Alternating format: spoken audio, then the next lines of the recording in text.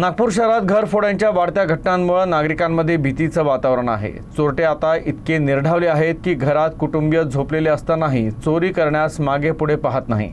नागपुरातील टिमकी परिसरात चिमाबाई पेठ इथं एका रात्रीतून तब्बल 5 घरांचं कुलूप तोडून चोरीचा प्रयत्न करण्यात आला। विशेष म्हणजे चोरटा सीसीटीव्ही कॅमेऱ्यात कैद झाला असून त्याद्वारे पोलीस त्याचा कसून शोध घेत आहेत।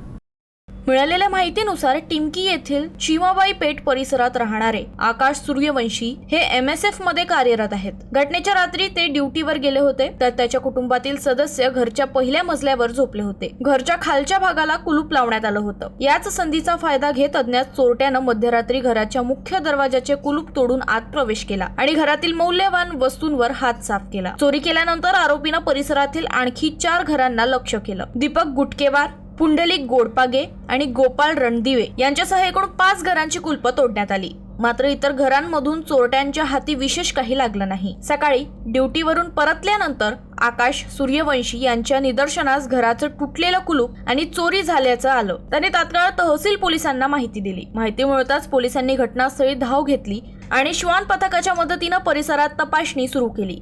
तपासादरम्यान परिसरातील सीसीटीव्ही फुटेजची पाहणी करण्यात आली। यामध्ये संशयित चोर स्पष्टपणे दिसून आला। या फुटेजच्या आधारे पोलिसांनी आरोपीची ओळख पटवून त्याचा शोध सुरू केला आहे। एका रात्रीत 5 घरांना लक्ष्य केल्यानं परिसरातील नागरिकांमध्ये भीती आणि संतापाचं वातावरण आहे। पोलिसांनी रात्रीची गस्त वाढवावी आणि चोरट्यांवर कठोर कारवाई करावी अशी मागणी स्थानिक नागरिकांकडून करण्यात येत आहे। सध्या तहसील पोलीस सीसीटीव्ही फुटेजच्या आधारे पुढील तपास करत आहेत।